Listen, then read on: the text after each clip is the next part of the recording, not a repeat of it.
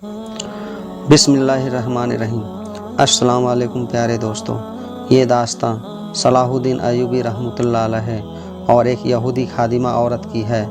एक दफ़ा सुल्तान सलाहुद्दीन अय्यूबी रहमतुल्लाह अलैह अपने कमरे में आराम फरमा रहे थे, क्योंकि सुबह के वक्त सुल्तान सलाहुद्दीन अय्यूबी बहुत लंबे सफ़र से लौटे थे। कुछ देर के बाद एक सिपाही आपके कमरे के दरवाजे पर आया और अंदर आने की इजाज़त मांगा। सुल्तान सलाहुद्दीन अय्यूबी रहमतुल्लाह अलैह चूँकि आराम फरमा रहे थे, लिहाजा अंदर से कोई जवाब न आया, तो दरवाजे पर मामूर मुहाफिज ने कहा कि सुल्तान आराम फरमा रहे हैं, लिहाजा थोड़ी देर बाद आ जाना। वह सिपाही आपका बहुत वफ़ादार सिपाही था।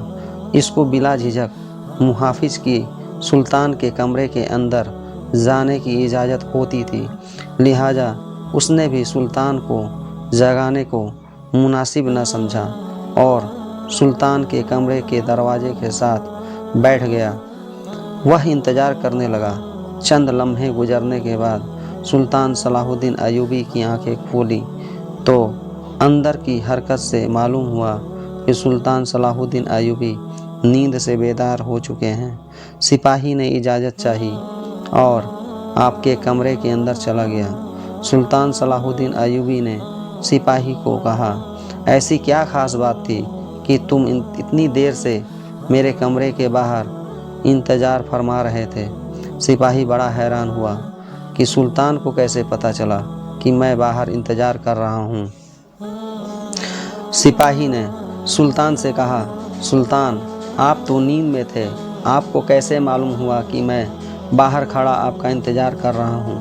सुल्तान सलाहुद्दीन अय्यूबी रहमतुल्लाह अलैह ने कहा कि इंसान कभी एक अच्छा सुल्तान नहीं बन सकता जो सोते हुए देख न सके, वह कुछ सुन न सके और कुछ महसूस न कर सके।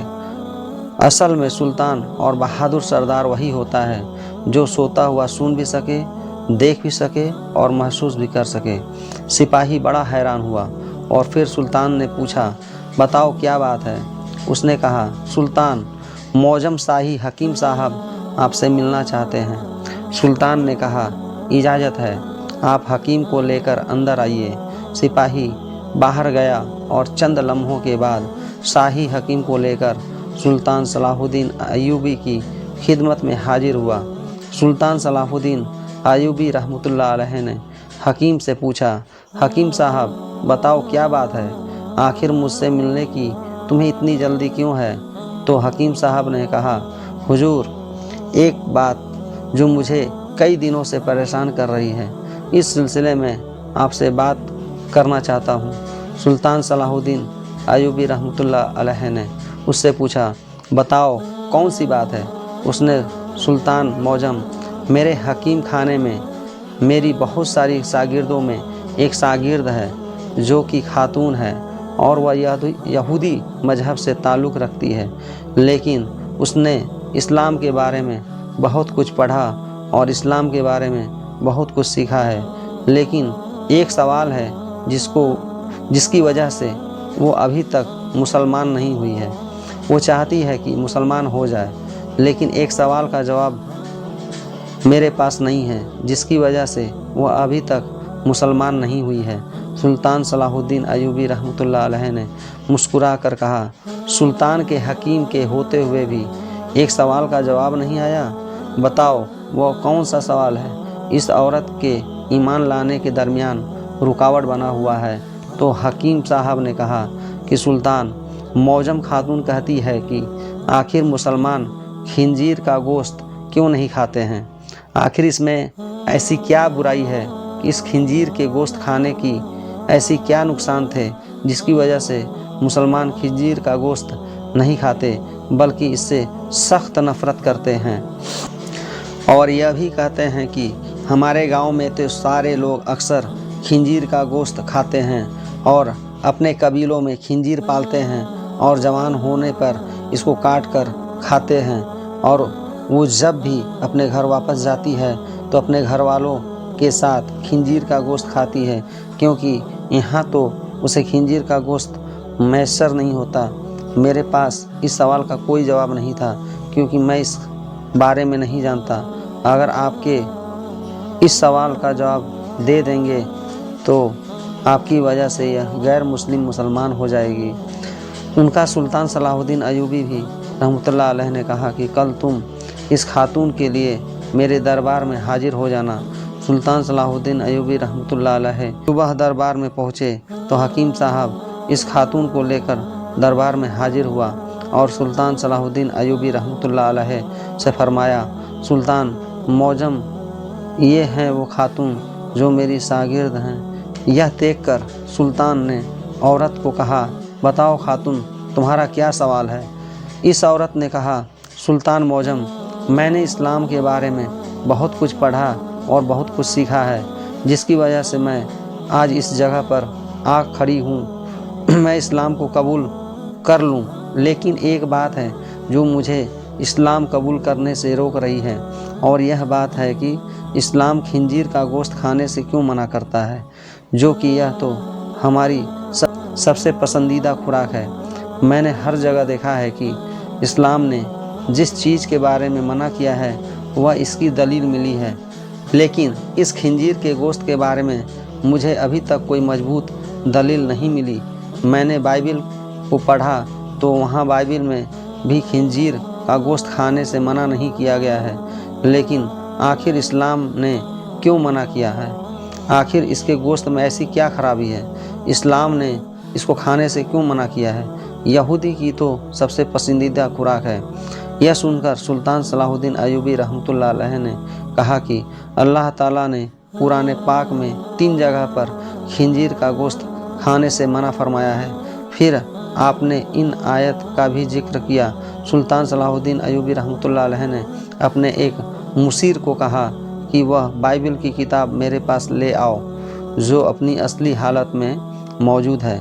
बाइबिल की किताब आगे सामने पेश हुई तो आपने वही जगह तलाश करके दी जहां लिखा हुआ था कि खिंजीर का गोश्त खाना मना है। खातून ने कहा, यह क्या बात हुई?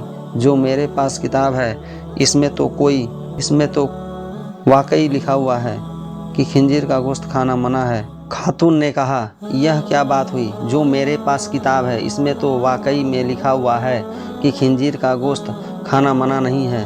सुल्तान सलाहुद्दीन अयूबी रहमतुल्लाह अलैह ने कहा कि मुझे तरस आता है तुम्हारे इन पादरियों पर, जो अपनी अय्याशियों के लिए इस पाक किताब को अपने लफ्ज़ों से बिल्कुल तब्दील कर रहे हैं। ये जो तुम बाइबिल, ये अपनी असल हालत में मौजूद नहीं है, तुम्हारे अपने लिखारी की लिखी हुई किताब है। सुल्तान सलाहुद्दीन अयूबी रहमतुल्लाह अलैह ने फरमाया कि यह तो मैंने किताब से साबित किया कि खिंजीर का गोश्त खाना मना है, अब मैं तुम्हें साइंस लिहाज से मालूम करके दूंगा।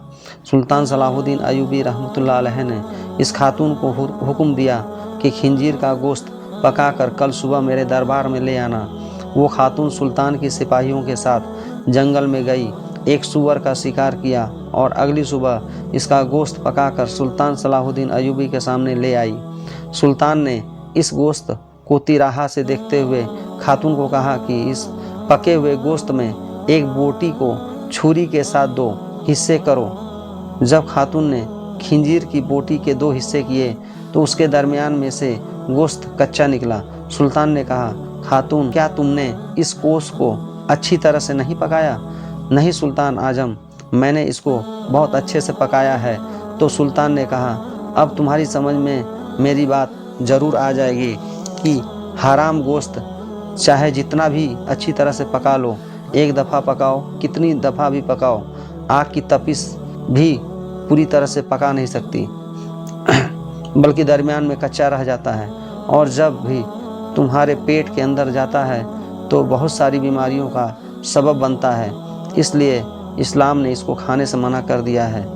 अब आप खुद एक हकीम हैं, आप खुद देखिए, जो चीज़ कच्ची आपके पेट के अंदर चली जाए तो जाकर कितनी खराबियां पैदा कर सकती है। सुल्तान सलाहुद्दीन अयूबी रहमतुल्लाह अलैह ने इस खातून को कहा कि आपको सूअर के बारे में कुछ और भी बताता हूँ। सुल्तान ने कहा कि ये सूअर जिस जगह रहता है अपने आसपास की सारी गंदगी को और यहाँ तक कि इंसानों की गंदगी को भी खा जाता है। इसकी अक्सर खुराक बहुत ही गलीज होती है। बात यह है कि सूअर वाहिद बेशर्म जानवर है। जब उसकी मादा यानी उसकी बीवी के साथ जब कोई दूसरा शौहर जिनसी ताल्लुक़ कायम करता है तो खुश होता है और फ़ख्र महसूस करता है। यह वाहिद जानवर है जिसमें इतनी ज़्यादा बेशर्मी भरी हुई है। आप खुद देखिए, ऐसे जानवर का जब आप गोश्त खाएंगे जिसकी बुनियाद बेशर्मी और गंदगी से भरी हुई है तो वह तुम्हें क्या फ़ायदा देगा। यह बात सुनकर खातून सुल्तान सलाहुद्दीन अय्यूबी रहमतुल्लाह अलैह के सामने झुक गई और कहा कि सुल्तान मौजम, मुझे अपने ही ज़बान से कलमा पढ़ाइए। सुल्तान सलाहुद्दीन अय्यूबी रहमतुल्लाह अलैह ने औरत को कलमा पढ़ाया और तमाम दरबार अल्लाह अकबर के नारों से बुलंद हो गया। सुबहान अल्लाह। इस तरह के वीडियोज़ को देखने के लिए चैनल को लाइक और सब्सक्राइब करें और दुआ में याद रखें। अल्लाह हाफिज़।